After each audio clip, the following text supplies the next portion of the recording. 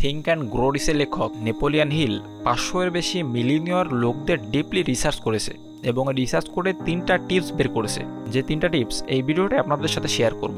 First, learning, burning desire.